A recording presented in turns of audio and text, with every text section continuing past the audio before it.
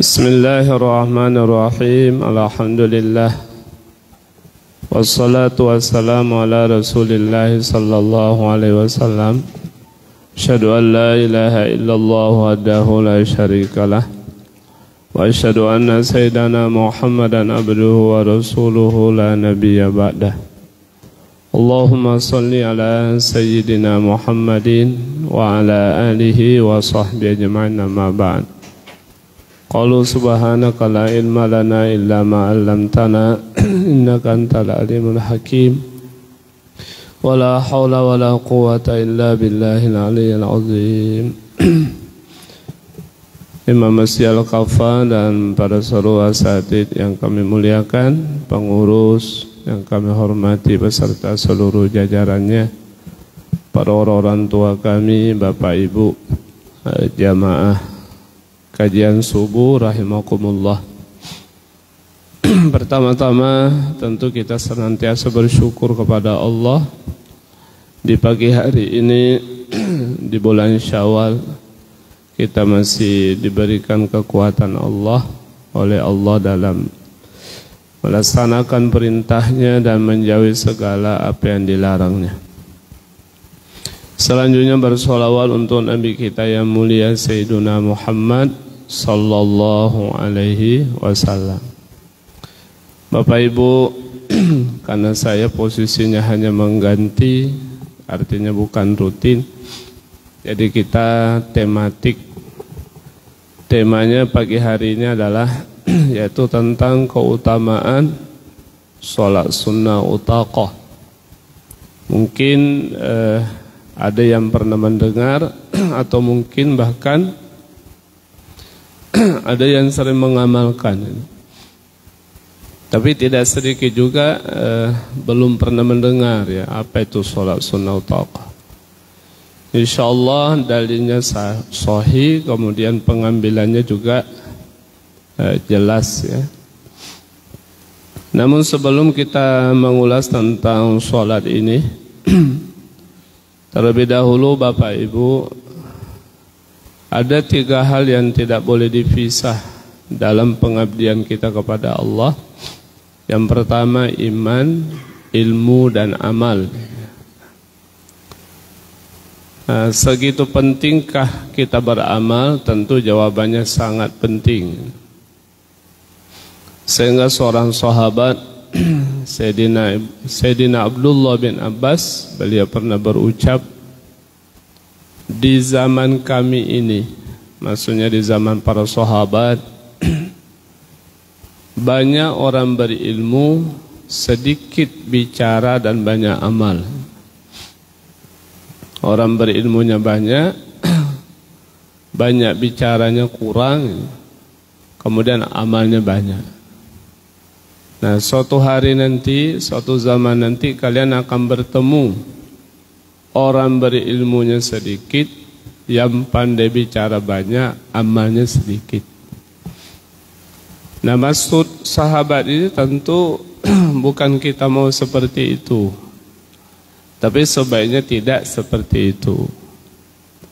Mungkin bahasa ini adalah bahasa umum, artinya secara umum di zaman itu seperti itu.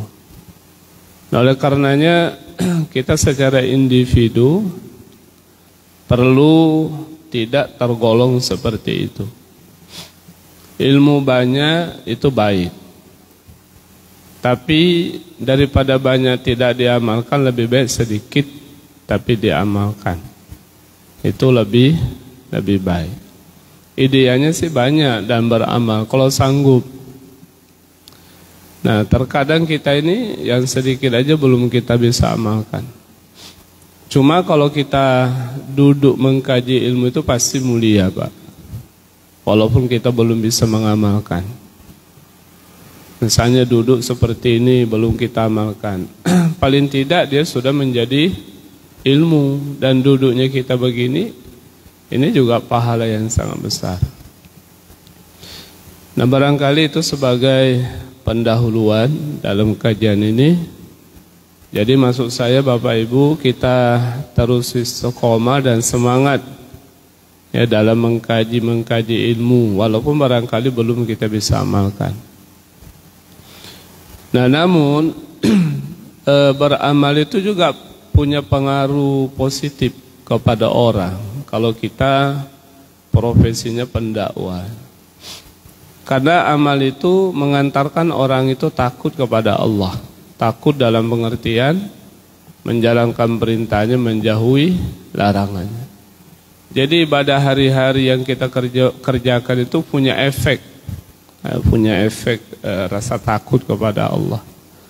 Dan memang ilmu itu sangat penting. Sampai Rasulullah mengatakan, kalau kalian mau dunia dengan ilmu, mau akhirat dengan ilmu, mau kedua-duanya dengan ilmu. Ini ada cerita menarik, Pak. Saya baru pulang umroh kemarin. Lebarannya di Madinah. Saya transit itu di India. Ini masalah ilmu, Pak. Pentingnya ilmu. Nah, pengalaman juga penting. Jadi jangan hanya kita sudah tahu ilmu agama nggak mau nambah pengetahuan. Ya, penting sekali. Nah, jadi ceritanya itu saya transit di India. Di dalam pesawat itu hampir rata-rata mau umroh. Ada yang dari Batam, ada dari Lombok, ada dari Palembang. Isinya 3 itu. Nah, karena kami berada di bandara transit, di bawah itu ada masjid. Musola tempat orang sholat. Transitnya 5 jam. Jadi ada hikmahnya kami bisa sholat jamak takdim. Jadi jamak qasar takdim. Jadi zuhur kami kerjakan 2 rakaat, dijamak dengan asar 2 rakaat. Jadi maghrib pas kami sampai di Jeddah. Lalu yang dari rombongan Lombok itu sholat, Pak, diramein. Terus saya perhatikan loh, ini kok sholat belum waktunya. Jadi ditegurlah oleh jamaah saya, kan ibu-ibu. Kata jamaah saya, ibu, saya sudah beritahukan kepada jamaah bahwa kita sholat itu sesuai dengan waktu di mana kita negara berada. Kan begitu ya. Nah, akhirnya sudah paham jamaah. Jadi tegur, Bu, mohon maaf, ini belum waktunya. Ini sudah, Bu, ini sudah jam 12:30 ini. Dia pakai jam Indonesia. Nah, kami beritahu bahwa itu, Bu, bukan waktu setempat. Jam Ibu itu jam Indonesia. Kalau di Indonesia iya jam 12:15 sudah azan. Nah, selisih antara India dengan Batam itu hampir 3 jam, 2 jam 40 menit, Pak. Dan sekarang itu kalau kita punya HP dibuka itu langsung keluar. Jadi berandanya itu jam Indonesia, terus yang keluar itu jam setempat. Nah, kami beritahu, setelah diberitahu malah dia bercanda, nggak apa-apa lah, Bu, kami salahnya berjamaah. Salahnya berjamaah, dia nggak diulang sholatnya. Nah, itu pengetahuan dunia, Pak. Hanya persoalan kita harus tahu perbedaan waktu. Disitulah pentingnya ilmu. Nah, ketika ilmu itu tidak ada, lalu diberitahu tidak mau terima, ya rusak ibadahnya. Karena tak boleh kan sholat di luar waktu. Bahwa inna sholata kanat alal mu'minina mauquta. Jadi kita mauquta. Jadi sholat itu sudah ditentukan waktunya oleh Allah. Nah, kira-kira ilustrasinya pentingnya ilmu seperti itu, Pak. Jadi di mana kita berada, dibutuhkanlah ilmu kita. Nah, begitu juga puasa kita. Kalau Ramadan kan puasa terlama itu. Kita ketika berangkat, kenapa berangkatnya? Karena dia selaras dengan matahari. Tapi kalau pulang ke Indonesia lebih cepat, karena dia berlawanan dengan matahari. Nah, ini sebenarnya ilmu-ilmu sederhana yang ketika kita tidak mencoba untuk mengkajinya, memahami, itu juga bermasalah dalam persoalan ibadah. Nah, jadi Rasulullah membuktikan bahasa beliau 14 abad yang lalu, kalau mau dunia dengan ilmu, mau akhirat dengan ilmu, kedua-duanya dengan ilmu. Hadirin Bapak Ibu yang dirahmati Allah Subhanahu wa taala, selanjutnya adalah bulan Syawal ini, maknanya Syawal itu adalah peningkatan atau meningkat, ya. Artinya adalah selama bulan Ramadan kita begitu banyak aktivitas ibadah. Nah, seharusnya menjelang 1 tahun berikutnya ini ditingkatkan ibadah kita. Paling tidak mempertahankan yang sudah ada selama bulan Ramadan. Nah, jadi berhentinya Ramadan itu jangan pula ibadah kita berhenti. Nah, karena tidak ada istilah istirahat dalam ibadah. Ibnu Athaillah mengatakan manusia itu akan istirahat kalau kedua kakinya sudah menginjakkan di dalam surga. Itu baru istirahat.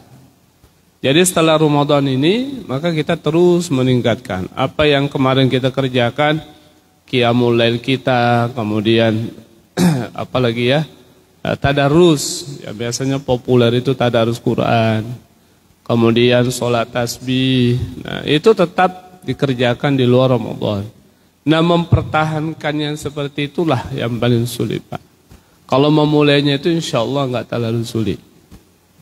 Nah, di antara salah satu amalan di dalam kitab Al-Ghunya karya Syekh Abdul Qadir Jilani, bahkan beliau mengomentari hadis ini bahwa tidak ada hadis yang disampaikan oleh baginda Nabi yang beliau bersumpah 4 kali dalam hadis itu kecuali sholat sunnah utaqah. Nah, lalu kemudian kalau misalnya ada perbedaan, Bapak Ibu mungkin pernah membaca referensi atau juga pernah mendengar ya. Karena saya pernah melihat dan di WA seseorang, kan ada sholat nisfu Sya'ban ya Pak ya. Itu 100 rakaat. Itu dalam kitab Ihya Ulumuddin itu dijelaskan oleh Imam Ghazali. Lalu kalau kita membaca kitab fikih I'anatul Talibin, itu dikatakan sholat nisfu Sya'ban itu bid'atum munkarat. Bid'ah yang sangat dilarang. Nah, kalau seandainya kita membaca 2 referensi yang berbeda, ini nggak usah berantem gitu. Atau kita sendiri belajarlah berdamai dengan diri sendiri. Apalagi kalau ada orang gitu ya berdebat tentang itu. Karena saya yakin kalau sholat ini dipopulerkan, banyak lagi tuh yang menantang bahwa itu enggak benar sholat. Padahal jelas itu hadisnya.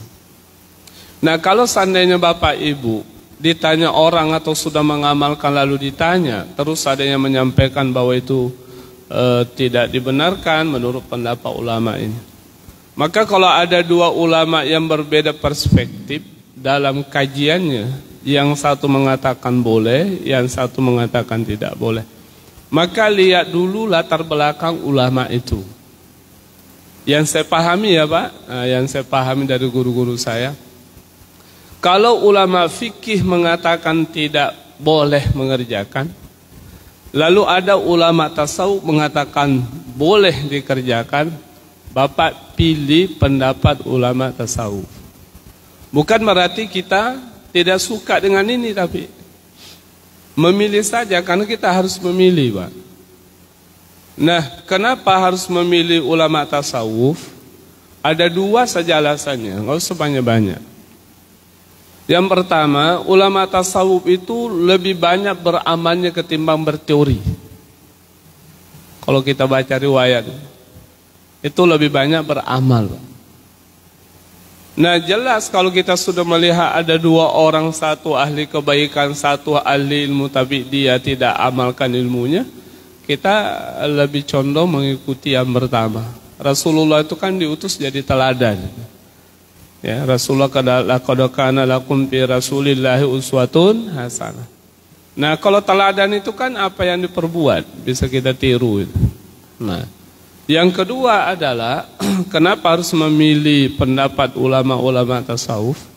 Karena ulama tasawuf itu lebih banyak tanzihul qalbi, lebih banyak dia suka mensucikan hatinya. Bukan berarti ulama fikih enggak, tapi dalam praktek rohaninya, Pak. Ya, dalam praktek rohani. Contoh, di Indonesia ada seorang ulama namanya Syekh Imam Nawawi Al-Bantani atau Al-Jawi, itu sangat populer. Nah, beliau itu Di samping dia seorang ulama fikih, beliau juga ulama tasawuf. Nah, dalam kisahnya beliau itu puasanya tiap hari, Pak, kecuali 5 hari dalam 1 tahun. Dan beliau itu puasanya semenjak umur 10 tahun. Dan yang luar biasa itu saya pernah ketemu cicitnya di Tangerang. Beliau cerita ke saya, Ustadz, kakek kami itu bukan hanya dia puasa tiap hari, tapi cara puasanya tak bisa diikuti. Bagaimana caranya? Saya bilang, kalau orang puasa tiap hari banyak di Jawa, Pak. Ada Abu Yamun Fasir, ya. Banyaklah ulama di Jawa tiap hari puasa kecuali 5 hari yang diharamkan. Nah, lalu kemudian kata beliau, caranya itu sepanjang hidupnya Syekh Imam Nawawi itu, tapi ini masih ikhtilaf dalam biografi beliau. Semenjak 10 tahun dia puasa, sahur dengan bukanya sama. 1 gelas air, kemudian 1 suap makanan. Sepanjang hidupnya, Pak, sampai wafat. Nah, itu yang nggak bisa kita ikuti, kan? Jangan kamu puasa sunnah, puasa wajib aja kalau kita makan udah macam-macam tuh. Ada ikan bakar, ada yang goreng, sampai 5 macam masuk dalam perut. Nah, sudah kita sholat tarawih udah ngantuk aja. Karena kita kalau puasa itu malamnya kenyang-kenyang habis-habisan tuh. Nah, ulama puasanya enggak seperti itu. Sekadar untuk syariat supaya dia bisa beraktivitas ibadah. Nah, sehingga orang tasawuf itu lebih banyak beramal. Nah, karena ini diulas dalam kitabnya Syekh Abdul Qadir Jilani, beliau mengatakan bahwa salat ini tidak ada hadis Nabi yang bersumpah 4 kali kecuali sholat sunnah utaqah. Apa artinya sholat sunnah utaqah? Sholat sunnah utaqah itu adalah pembebasan. Apa maknanya pembebasan? Adalah pertama, bebas daripada dosa. Yang kedua adalah bebas daripada utang piutang. Yang ketiga adalah bebas daripada penyakit. Nah, jadi Bapak Ibu, sholat ini dikerjakan hanya bolehnya di bulan Syawal. Nah, bolehkah saya mengerjakan berulang? Boleh. Lalu berapa rakaatnya kefiatnya? Kefiatnya itu dikerjakan 8 rakaat. Boleh dikerjakan malam, boleh dikerjakan siang. Kalau malam adalah masna, 2 rakaat, 2 rakaat salam. Setelah isya sampai malam boleh. Nah, kalau dikerjakan siang adalah 4 rakaat, berarti 2 kali salam, Pak. Nah, 2 kali salam, tidak ada tahiyat awal. Lalu caranya adalah yaitu diawali dengan lafzun niyah. Lafaz niatnya tetap disunahkan. Sholli sunnatal utaqa'i raka'ataini kalau malam. Boleh dikerjakan berjamaah. Saya sudah berapa majelis taklim yang saya pimpin sebagai imam. Rakaat ini kalau sendirian langsung lillahi ta'ala, kalau berjamaah ma'muman lillahi ta'ala. Allahu Akbar. Tetap disunahkan baca doa iftitah kalau mau. Kalau tidak mau langsung Fatihah, monggo, silakan. Nah, lalu kemudian setelah membaca suratul Fatihah, baca suratul Ikhlas 15 kali. Setiap rakaatnya, Pak, seperti itu. Setiap rakaat, tak ada surah yang lain. Ba'dal Fatihati adalah yaitu suratul Ikhlas, dibaca 15 kali. Kira-kira durasi waktunya kurang lebih 20 menit lah. Kalau bacanya standar, lebih cepat bacanya mungkin nggak sampai. Hanya 8 rakaat. Lalu kemudian tidak disyaratkan mesti berpuasa dulu. Tetapi di Jawa, di pondok-pondok yang mengamalkan amalan ini, biasanya Pak Kiainya itu pas terakhir puasa 6, misalnya di hari raya kedua dia sudah puasa tuh, 6 hari Syawal. 1, 2, 3, 4, 5, 6. Besok pagi waktu duha dia langsung sholat utaqah. Itu diberjamaahkan biasa dengan para santri atau masyarakat yang ada di sekitar. Tetapi keterangannya tidak disyaratkan berpuasa terlebih dahulu. Artinya kalau bapak ibu nggak puasa sunnah Syawal pun tetap boleh dikerjakan. Nah, tidak ada juga kaitannya afdal nggak kalau saya puasa 6 langsung dengan sholat utaqah. Tidak punya kaitan juga. Jadi dia tersendiri, puasa Syawalnya tersendiri, sholat sunnah utaqahnya juga tersendiri. Kemudian bapak ibu tidak terikat dengan tanggal berapapun. Yang penting masih di bulan Syawal. Nah, jadi bapak ibu kalau ada yang mencoba silahkan. Adapun dalilnya adalah karena ini hadisnya panjang, saya baca terjemahannya saja. Yaitu baginda Nabi SAW bersabda, demi Allah Tuhan yang mengutusku dengan hak. Ini sumpah pertama, Pak. Jadi dalam hadis ini 4 kali Nabi bersumpah. Ya, diawali dengan waw qasam. Kalau dalam ilmu nahwu itu ada namanya waw sumpah. Wallahi, seperti wal asri, wad duha, wasyamsi, watin. Nah, itu wawnya itu bukan waw ataf, tapi namanya waw harful qasam. Adalah wawnya huruf sumpah. Sumpah Nabi yang pertama adalah, demi Allah Tuhan yang mengutusku dengan hak, tiada seorang hamba yang mengerjakan salat ini melainkan Allah alirkan mata air hikmah di dalam hatinya, sehingga Allah gerakkan lisannya untuk mengucapkan kalimat-kalimat yang mengandung ilmu dan hikmah. Nah, Bapak Ibu yang dimuliakan Allah, menjadi orang yang lisannya dijaga itu kan nggak mudah, Pak ya. Nggak mudah. Kalau ada orang yang lisannya mampu dia jaga, itu berarti sumbernya dari hatinya. Karena aktivitas zahir itu adalah apa yang terjadi dalam hati, Pak. Jadi kalau dalam hatinya seperti itu, keluarnya juga sama. Itulah yang pernah disampaikan oleh Abi Hamid Imam Al-Ghazali, bahwa hati itu simbol cermin. Sama dengan cermin. Jadi kalau hatinya bersih, maka cermin itu sama dengan bersih diarahkan matahari, maka dia memancarkan cahaya. Nah, oleh karena itu Bapak Ibu, saya menyadari kalau saya pribadi, kenapa saya mengerjakan sholat ini? Karena pertama, pribadi saya nih Pak, alasannya. Satu, saya bukan orang baik hati saya.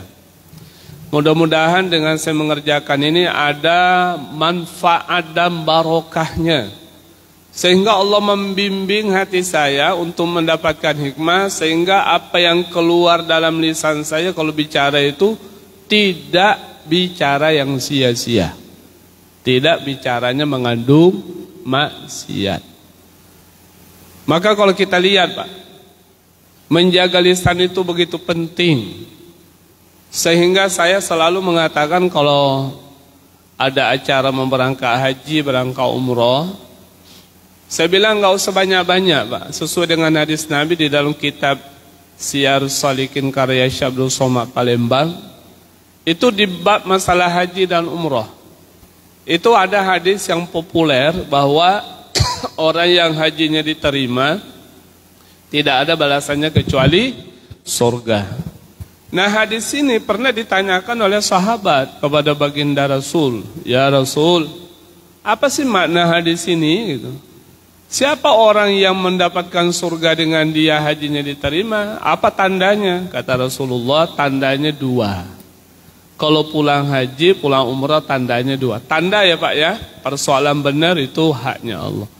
Tandanya ada 2. Yang pertama adalah at-ta'amut ta'am. Kalau dia pulang haji atau umrah, maka dia senang ngasih makan orang. Artinya dermawan, Pak. Dalam kitab Wasiatul Mustafa itu ada hadis Nabi mengatakan, wali itu diangkat jadi wali oleh Allah bukan karena ibadahnya banyak, tapi apa? Dermawan hati. Nah, suka ngasih orang, bantu orang, Pak.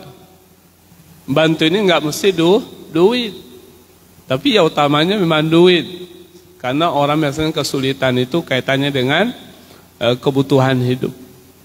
Paling tidak kiri kanan tetangga kita jangan sampai kita makan kenyang lalu kemudian dia belum makan. Paling tidak itu Pak. Ya, kalau kita mencoba mengamalkanlah. Kalau belum yang lain, paling tidak tetangga kita.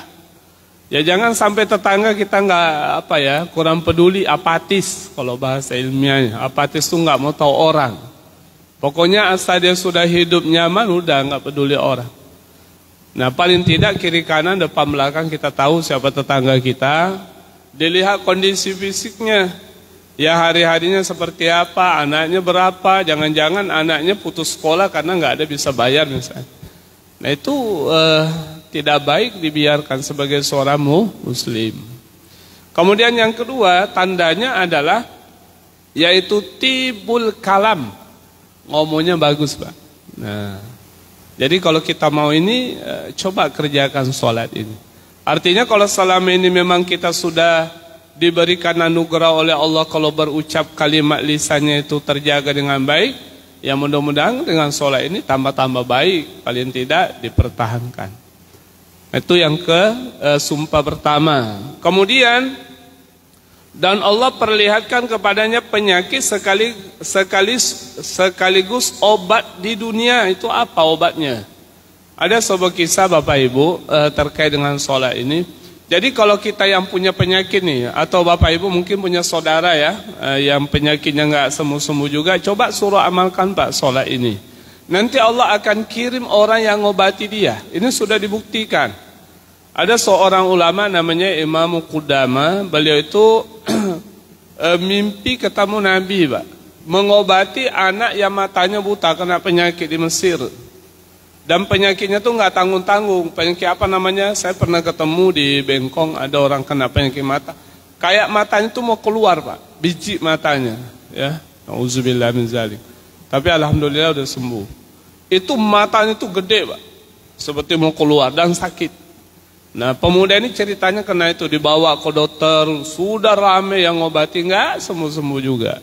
Karena hakikat yang menyembuhkan itu adalah biiznillahi ta'ala, dengan izin Allah, cuma belum ketemu. Akhirnya anak muda ini sholat itu Pak, suka sholat utaqain. Pada suatu hari anak muda ini tidur dan mimpi didatangi oleh ulama ini. Lalu kemudian diludahi matanya itu. Terus dalam mimpinya matanya sembuh.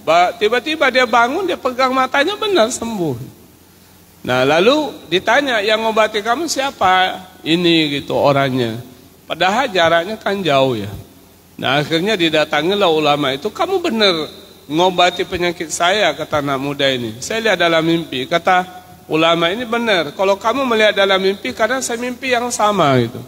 Rasulullah datang kepadaku dan mengatakan, wahai Qudama, kamu datangi pemuda ini dan obati penyakitnya. Karena asbabnya sembuh lewat kamu. Nah itu amalannya apa? Sholat sunnah utaqah tadi. Nah ini sumpah Nabi yang pertama masalah penyakit. Jadi bagi kita cobalah amalkan ini, bagi yang ada sakit tak sembuh-sembuh juga ya. Kemudian sumpah yang kedua, demi Allah Tuhan yang mengutusku dengan hak, tiada seorang hamba yang mengerjakan sholat ini sebagaimana aku tunjukkan, melainkan Allah mengampuni dosanya setiap kali ia mengangkat kepalanya dari sujud. Jadi kan 8 rakaat tuh. Kalau 2 kali sujud berarti 8 kali 2, 16 kali. Nah ketika sebelum kepala kita terangkat, maka lalu kemudian Allah akan mengampuni dosa-dosa kita. Kalaupun ia meninggal, maka meninggalnya itu dinilai sebagai syahid yang membawa ampunan Allah. Itu yang pertama, masalah kebebasan atau pembebasan daripada yaitu dosa-dosanya. Nah Allah kan paling senang kepada orang yang sujud. Sehingga ada hadis yang mengatakan, barang siapa membaca dalam sujudnya, Rabbi inni zalamtu nafsi faghfir li dzambi fa innahu la yaghfiru dzunuba illa anta. Maka itulah dekatnya seorang hamba kepada Tuhannya. Kalau mau membaca itu tambahan dalam sujud, itu lebih baik. Kemudian sumpah yang ketiga, demi Allah Tuhan yang mengutusku dengan hak, tiada seorang hamba yang mengerjakan sholat ini di perjalanan. Kalau misalnya di bulan Syawal ternyata kita tetap bisa mengerjakan sholat ini, tapi itu berat Pak. Sehingga ada kata-kata seorang Habaib, kata beliau, kalau engkau ingin melihat orang itu baik amalannya, lihat kalau dalam perjalanan. Kalau di dalam perjalanan dia mampu menjaga amalan sunnahnya, apalagi Pak, ya apalagi wajibnya, apalagi kalau dia berada di tempatnya. Perhatikan aja Pak dalam perjalanan. Kalau misalnya ada dalam perjalanan, sholat duhanya tetap dijaga, sholat tahajudnya tetap dijaga, sholat sunnah rawatibnya tetap dijaga, amal-amal pada dalam perjalanan, maka sungguh benar orang itu ahli kebaikan. Karena tidak mudah mengerjakan amalia yang biasa kita kerjakan tapi dalam perjalanan. Kalau zikir masih boleh diqodok, ya, masih boleh diqodok sampai di tempat berikutnya, diqodok semua yang ketinggalan. Kemudian melainkan Allah mudahkan perjalanan berangkat hingga pulang ke tempat yang dituju, kalau orang itu mengerjakan di dalam perjalanan. Kalaupun ia tengah, berikutnya sumpah Rasulullah yang ketiga adalah kalaupun orang itu menanggung hutang, niscaya Allah akan menutup hutangnya. Kalaupun ia sedang berhajat, niscaya Allah akan tuntaskan, akan luluskan hajatnya. Termasuk bagi kita yang dililit hutang. Nah, cobalah diamalkan ini. Nanti Allah yang akan menyelesaikan hutang kita. Apakah dengan cara Allah memberikan rezeki yang luas, atau kebalikannya, Allah tidak berikan rezeki yang luas, namun Allah gerakkan hati orang itu untuk membebaskan hutang. Kemudian sumpah yang terakhir, yang keempat, demi Allah Tuhan yang mengutusku dengan hak, tiada seorang hamba yang mengerjakan solat ini adalah solat sunnah utaqah, melainkan Allah akan berikan kepadanya sebuah makhrafah untuk setiap huruf dan setiap ayat yang dibaca. Jadi setiap huruf yang dibaca dan setiap ayat Allah berikan makhrafah. Lalu sahabat bertanya, ya Rasulullah, apa itu makhrafah? Rasulullah menjawab, makhrafah adalah sebuah taman di surga, di mana seorang berkuda yang berjalan di bawah naungan salah satu pohon di dalamnya selama 100 tahun tidak juga mencapai tepi naungan itu. Masya Allah. Ada pohon di dalam taman surga itu. Pohon itu jarak kiri ke kanan, kalau pakai kuda 100 tahun itu belum selesai Pak. Itu baru satu pohon. Itu namanya makhrafah.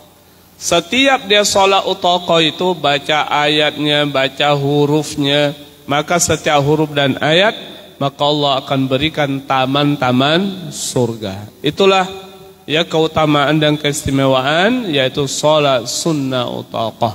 Mudah-mudahan Bapak Ibu yang dimuliakan oleh Allah, kita bisa mengerjakan, dan kalau sudah dikerjakan, alhamdulillah, berarti semoga apa yang disampaikan oleh Nabi dalam keterangannya ini kita diberikan oleh Allah Subhanahu wa ta'ala. Demikian, wallahu a'lam bissawab. Al-Fatihah. A'udzubillahi minasyaitonir rajim. Bismillahirrahmanirrahim. Alhamdulillahi rabbil alamin arrahmanir rahim maliki yaumiddin iyyaka na'budu wa iyyaka nasta'in ihdinas siratal mustaqim siratal ladzina an'amta 'alaihim ghairil maghdubi 'alaihim waladdallin. Amin. أعوذ بالله من الشيطان الرجيم بسم الله الرحمن الرحيم الحمد لله رب العالمين اللهم صل على سيدنا محمد وعلى آله وصحبه أجمعين اللهم اجعلنا من عبادك المتقين واجعلنا من عبادك الصالحين واجعلنا من العلماء العاملين واجعلنا من أهل الحكمة واجعلنا من أهل العلم واجعلنا من أهل الجنة اللهم أعنا على ذكرك وشكرك وحسن عبادتك يا مقلب القلوب ثبت قلوبنا على دينك وطاعتك اللهم اجعلنا من العائدين والفائزين ربنا آتنا في الدنيا حسنة وفي الآخرة حسنة وقنا عذاب النار وصلى الله على سيدنا محمد وعلى آله وصحبه أجمعين walhamdulillahi rabbil alamin. Kita tutup dengan kifaratul majelis. Subhanakallahumma wa bihamdika asyhadu an la ilaha illa anta astaghfiruka wa atubu ilaik. Assalamualaikum warahmatullahi wabarakatuh.